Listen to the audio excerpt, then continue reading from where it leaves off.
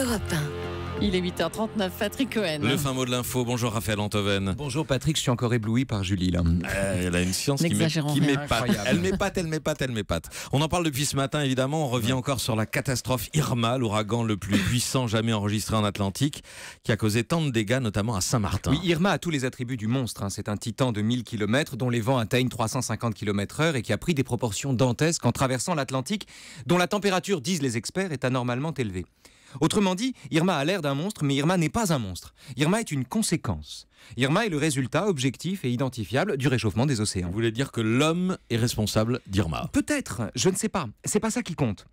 Je n'ai là-dessus qu'une opinion, si vous voulez. Ce qui compte, c'est ce dont on ne peut pas douter. Et ce qui est certain ici, c'est que le réchauffement des océans est, lui, la cause directe d'Irma.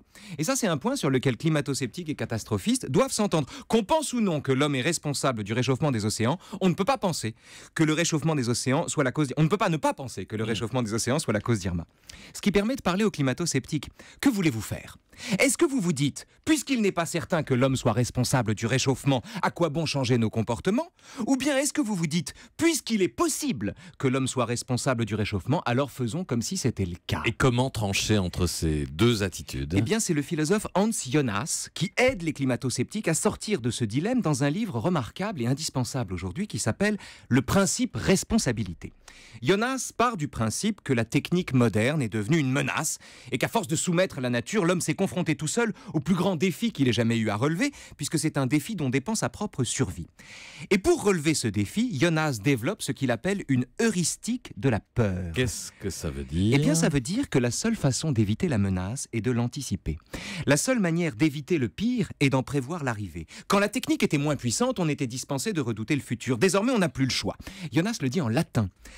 In dubio pro malo. Dans le doute, il faut retenir l'hypothèse la plus pessimiste. En cas de doute, mieux vaut abandonner les usages dont les effets sont peut-être ceux-là. Alors attention, je ne dis pas que Irma est la conséquence de nos comportements et que ça n'est qu'un début, je dis juste que c'est possible.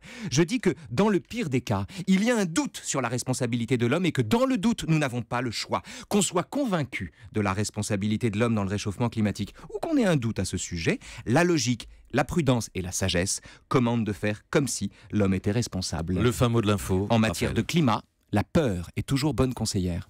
Raphaël Antoven, merci et à demain. Europe 1.